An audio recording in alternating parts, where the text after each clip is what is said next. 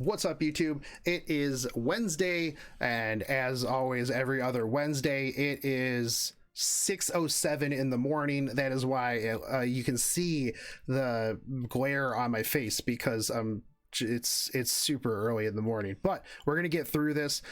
We got a lot of information. If you haven't already watched the new unit video, go check that out. I'm super hype, but there's a lot of other stuff too that we got, and a lot of like quality of life that I am very, very happy with, and information about the new auto tower, which hopefully you did it today. Is it closed already? Hold on, let's go check real quick.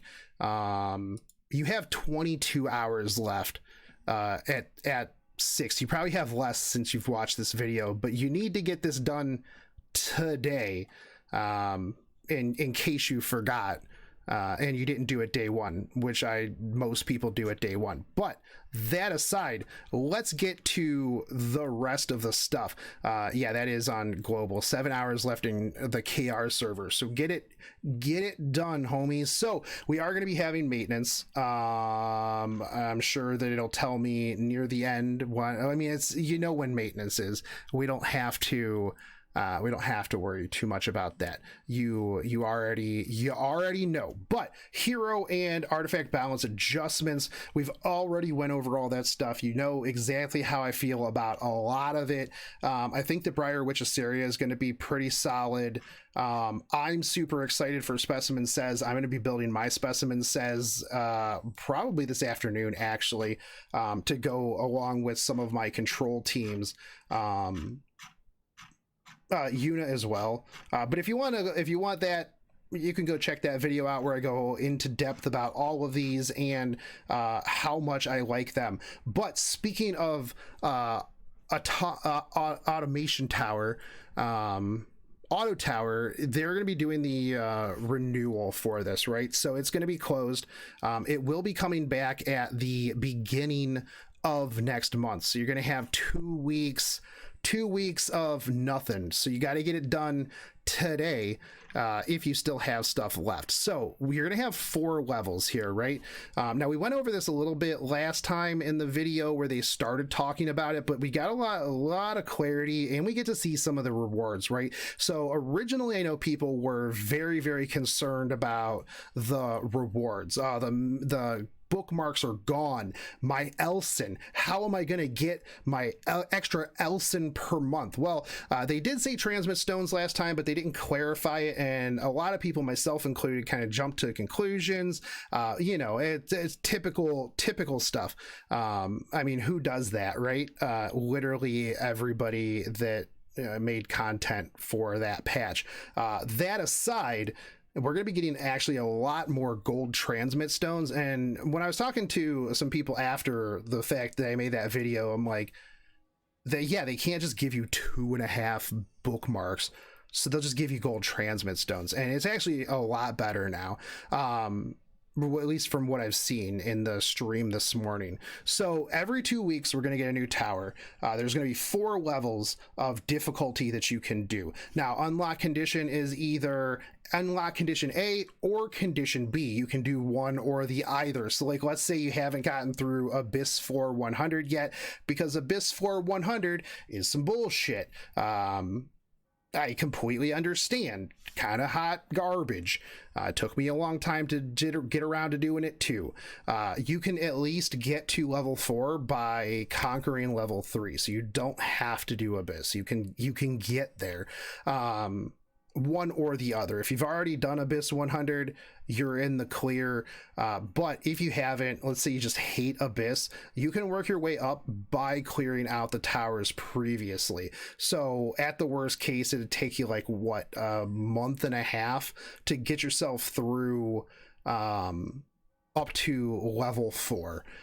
Completely reasonable, especially like if you're a newer player and like I said, you're having problems with Abyss. This is going to help you out. So each floor has 20, or each level has 25 floors. If you, let's say, start on level 4, it gets really difficult towards the end. You can reduce your level but you have to go through those 25 floors all over again. And any of them that you've already cleared, like let's say you do 1 to 20 on level 4, the last 5 are kicking your butt. You drop down to level 3 to finish up the last 5. You still have to go through the first 20, but you don't get the rewards for that. And it also doesn't cost you anything. I don't know why they have to do it that way. Maybe it's something with the coding. You would think that they would just automatically be able to skip you to 20.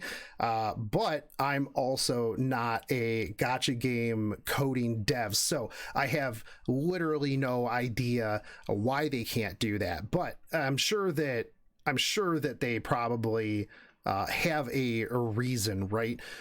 So 25 floors. It's very interesting though. Like one of the big things, so you can reset your levels, and all heroes that you got dead will come back if you reset your level, right?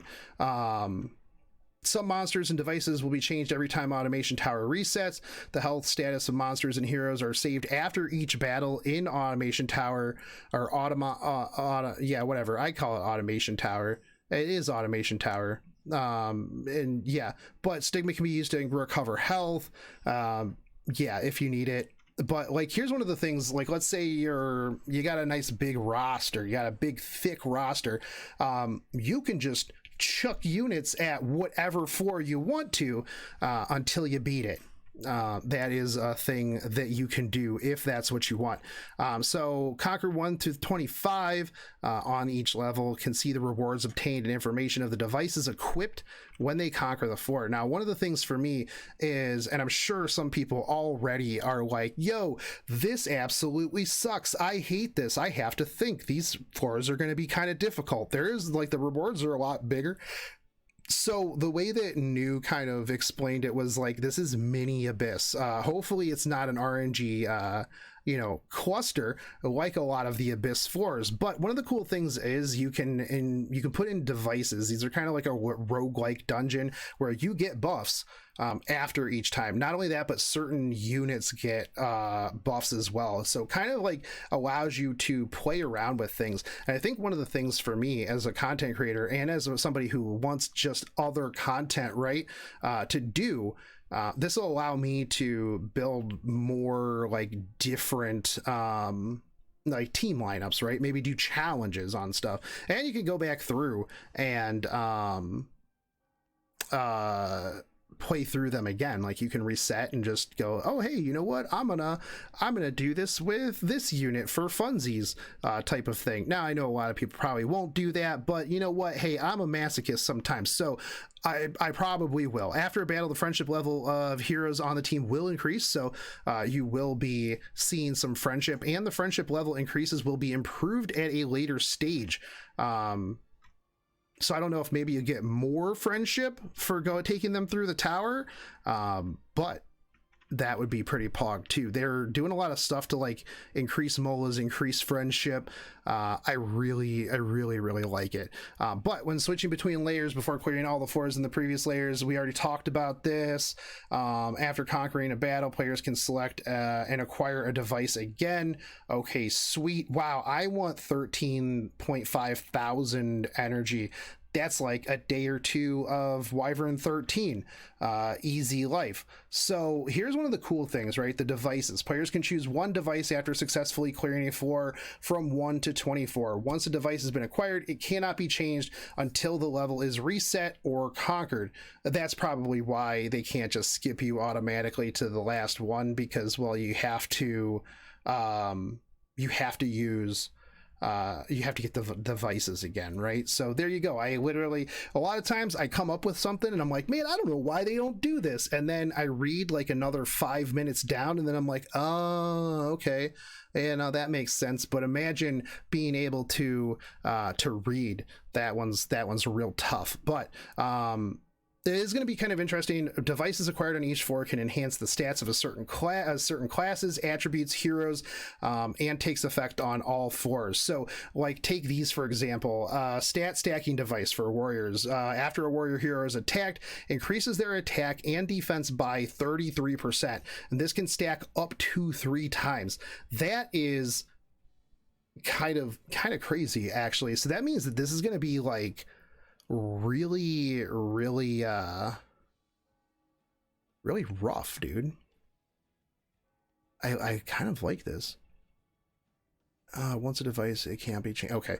I mean, look, here's the Soul Weaver. Whenever somebody's turn ends, increase combat readiness of Soul Weaver heroes by 10%. Knight increases damage dealt by Knight heroes by 150% when it's not their turn. So this is going to be really cool in like diversifying like how you play and how you go up through the tower. So this is definitely going to be, yeah, no, literally that last one just screams, Charles, please correct the entire team's posture, except for my Charles, who has bad eyesight because he is so old and can't see himself or his friends getting attacked. Feels bad, man. Some devices are more efficient when duplicated. Front row counterattack device, when the hero in the front row is attacked, has a 50 to 100% chance to counterattack. That's crazy. These look so fun, to be completely honest with you. I think that this is going to add like that whole extra layer of like weird diversity to like the game. I can already see though that this is going to probably be a bit of an RNG fest, and sometimes your devices are going to be OP and you're going to breeze through it, and then sometimes it's going to be not great, right? And you're going to have a hard time. You're going to have to like reset to go back through and try to maybe get different devices, different team builds, who knows. But I'm hyped for any new content as long as it's not the Celine floor in Abyss. But you also have like additional skill enhancement, increases damage dealt by all allies by 80% when it's not their turn. That's insane. Instant burn device. After an ally is attacked, has a 75% chance to burn the attacker for 3 turns and ignores effect resist. Put that with your counter attack front row device, and then just have an F10 just provoke to an ML Ken. Easy life, burn everybody and then just kick them in the absolute face nonstop. Players can view devices available in the tower on the device inventory menu, so you can look through a lot of these. And I think it might change as you go through, like each time they reset it. So like your heroes will probably change. You're gonna have heroes in here that are going to get buffs. So it'll kind of push you to be like, oh, hey, I need to use Ravi, I need to use Tenny, and I get this increased buff. So it'll add to the diversity more so than just like using Arby to clear all the way up and just hitting next floor for like 30-40 minutes. So again, I do think that it'll be a little bit more difficult, right?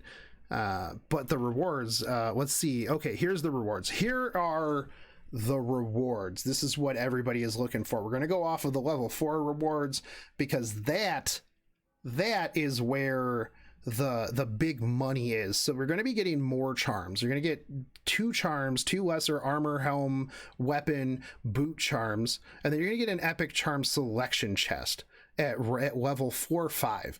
So that means you're getting 2 epic selection every month, right? Super good. 350k gold. That'll help out greater ring charms, greater necklace charms.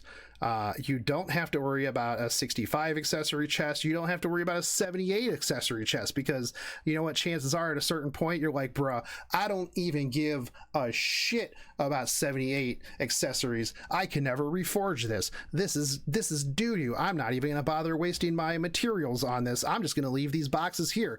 No, you don't get that. Instead, you get another extra epic charm selection chest, which you were probably just gonna use that accessory to feed into something else anyways. This at least will help you out with that. Now, you're going to get 2 additional epic charm selection chests at floor 10. They are just tossing charms at you. People like, yo, I have a hard time with charms. I can't level my gear. Charms. Charms, and their selection chest too, so that's really, really solid. You know, let's say you don't ever need another boot charm again because you have like 400 boot charms, like lower ones, and 100 greater boot charms, and you don't have any boots that are worth leveling. You don't ever have to use this to get an you don't have to be like, yo, oh man, I got an epic boot charm, I hate my life. So you can just select it. You just select whatever you need. Easy life. 2 leaves at floor 11, 100 sky stones across the board at 12. Silver transmit stones are going to be 4 at 13. You're going to get 10 covenant bookmarks at 14, so that's nice. Do we get covenant bookmarks in tower now? I don't know if we do. Equipment conversion gem selection chest at 15, 2 of each greater weapon, armor, helm, and boot. You're going to get another 2 epic charm selection chests at 20, 550k gold. Then you're going to get 150 sky stones, 2 Molagoras, a level 88 accessory chest, and 4 gold transmit stones. That means you get 8 gold transmits every month out of just tower. That means that you get what, one and a half Elsons, a little over 1.5 Elsons, 1.75 Elsons, no, 1.25 Elsons, 1.25 Elsons. It's 6 in the morning. I can't math it in the middle of the day to expect me to do math at fucking 6 in the morning. Regardless, it's some extra Elsons. You're getting more Elsons for your tower. Easy life, but chances are 1.33. Storm, thank you for mathing for me. You guys are, this is why I do it live on stream, so you guys can correct me without having to be in the comment section. We all know Archdemon Shadow's coming out. I'm going to call her Ameru, unfortunately. So people are going to be like, but Shogun, she's Archdemon Shadow, not Archdemon Mercedes. You need to get it right from a logistical standpoint. Yeah, she's Ameru. Sorry. Sucks. She's Ameru forever. Fight me if you want to see my opinions on her. I think that she's going to be interesting. I think one of the problems that she has, and wow, actually I didn't realize how thick these thighs were, dude. Hold on. Yo, that's super thick. Oh, hold on, we gotta get closer here. Boys. I want to just point out the subtlety here. If you take a look to the right side, there's the little divot on the thigh where I assume those are underwear, are a little too tight, and you get that little bit of meat hanging out there. Glorious. Anyways, I think a lot of people have a problem with her abilities not being what they wanted her to be. And I think that the seal is going to be really interesting to use. There's a lot of characters right now that their passives are disgustingly good. Your Caesar toes, your fighter Mayas, people who counter control, passives, teaser and stuff like that, really annoying. Passives I think are super annoying. So we'll see if seal really changes much. They did change, and I don't know if they're going to talk about this. Hold on, we're going to go down a little bit. Here we go. This was something I complained a bit about last time around, right? The memory imprints being in the Galaxy Coin whale shop. I was not happy about that. I felt that even though you could get the first one for, essentially free, right? You didn't have to roll mystics for it. That was pretty solid. But I was like, bruh, you gotta pay Galaxy Coins every single time for your imprints. That is just really really kind of whale-tastic. As a whale, I can obviously do it, but I felt like that was still just kind of and it was like going down a bad path, right? But they changed it, and I'm going to give them huge props to this. I think that this is actually really, really good for the way that you can imprint this, and it's actually good for free to play players, right? So instead of that 1.33 Elsins, you can now get your imprint piece for Archdemon Mercedes. Now you can get this for 10 gold transmit stones. Now I know that 8 is less than 10, but if you add in the 3 gold transmits from your expeditions every month, you can get yourself an Meru imprint and still have an extra gold transmit stone left over. Do you want a do you want an Elsin? Do you want 2 Elsins? Or do you want an imprint for Archdemon Mercedes? I think it's an easy one to pick out, right? Depending on, you know, what it is that you want, right? But I think that this is really a very good change. So big props to them for making this change. It also shows that they kind of, you know, listened to they were like, oh man, we didn't think that was that bad. Shit, maybe we were wrong. Let's fix this. I like this. And one of the other things too, and I don't think that they're gonna mention it here, so we're gonna pull up this right here. When they showed this on the stream, might want to take a look there at line number 3. Episode bosses, heroes such as Straws, will have their own exclusive memory imprint item when they are released, much like Archdemon Mercedes. Meaning that, boys, it's confirmed, Straws is coming to the game. Make sure you save all of your bookmarks from right now. Damone had told you this for ages. He was right, 100%. Will we see him come back to Epic7? I don't know, but Straws confirmed. Next thing I need to know is top designer Straws when? Smilegate. Literally, there are few things that I want in this game, more than top designer Straws.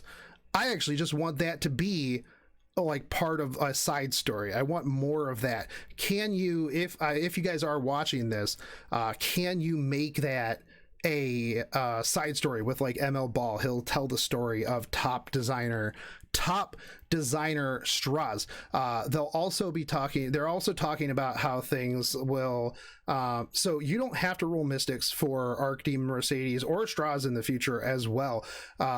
You should, well, we'll see. They said as an exception, Archdemon Shadow can be purchased for 40 Galaxy coins during March. However, we don't know if Straws will follow suit, right? Could be mystics. You get the imprints through this setup. We'll probably know more in the future.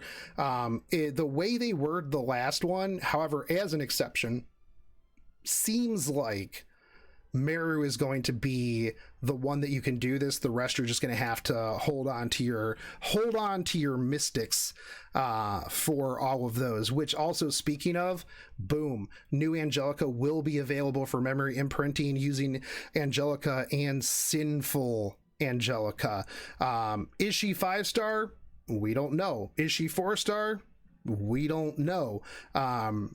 It would be interesting to see them do a 5-star Angelica that can be imprinted by 4 stars, but if you get extras of either one at the moment, slap those bad boys in your waiting room. And I could see it being a 5-star, and then them just pulling a Dark Corvus, but we'll see.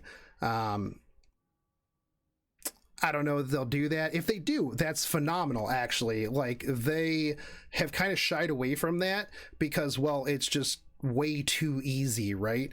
Well, it's kind of easy to imprint your Dark Corvus. You get a Dark Corvus, you feed all your fire corpuses to it. Easy life. So we'll see how that goes, but confirmed, this is Angelica, Angel Angelica, will be coming at some point. It was interesting too, because in the stream they just kind of threw it in there. They're like, oh yeah, by the way, Angelica, you can imprint her with Angelica and Sinful Angelica, and next thing. So it was a little weird how they put it in there, but confirmed she's going to be coming eventually. Strauss is going to be coming eventually. Other boss units will theoretically be coming in as well. So definitely a good move on their part. I really like it. We're going to be getting a Cecilia and Rise of the Monarch drop rate up. But do you hate Control? Because Cecilia is actually pretty good against Control as well, because you do have the debuff immunity, you have the provoke. Rise of the Monarchs is actually a really good artifact on like a fast Ross, a fast Falconeer Quarry. Can really help out with those shields. I personally have been wanting to build my fire CC, but I've got other robot waifus on the horizon for me that I am going to be working on, but definitely not a bad unit. I feel like Fire Cecilia is very underrated, just because, well, she gets kind of, you know, flexed on by her ML counterpart. Ludwig and Time Matter,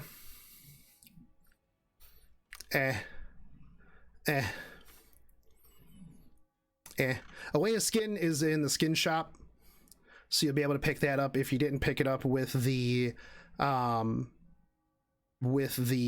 Epic Pass. So if you for some reason have extra skin tickets and you want to buy it, you're good. Yeah, the following changes will be into skill descriptions. No functional changes will be made. Let me go through here. An issue where a cooldown for Shining Star was reset when the 5-star artifact Bastion. Oh, hey, yeah. That was the bug where with Bastion of Perlucia and Tamarin instantly cooling down her skill. That was kind of fun for a minute, but that's going to be fixed. Improvements will be made to the AI for when 5-star hero Yuna's homing lasers trigger a dual attack during auto battle. Okay, an issue where 5-star hero Ray voice when leveling up was not played will be fixed. That was very important. I know that was a big one for me. I was very heartbroken when his voice for leveling up wasn't played out. We are going to be getting some quality of life changes here to the artifact journal. I know, again, very important. A lot of people. This one is actually probably the most important quality of life change that we have gotten in probably ever. You'll have a marker that's going to be added to easily identify heroes that can be revived during a battle. I'm pretty sure that if you just click on S3 though, it pulls up the unit in red, which would mean that they're revivable. I don't know. I cool. Yeah, so others, I am not reading through all of that. We are going to be getting free unequip this weekend, so do your work. I will be running my account through the Gear Optimizer. Might do some streaming this weekend where I can show you guys how to do that, and all of that jazz. Arena season is coming to a close, so if you are trying to push for Arena, you got a couple more weeks. Gonna be ending the first week of February. One of these seasons I should actually try to do Arena, but probably not gonna happen.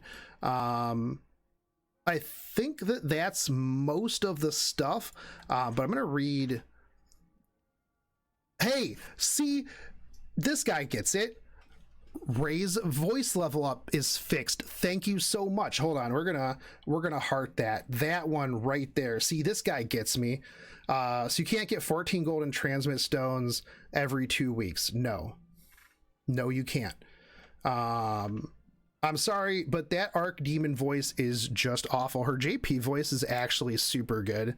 I really like her JP voice a lot. Nice patch and balance adjustment is still my favorite. Here is my Luna buff suggestion.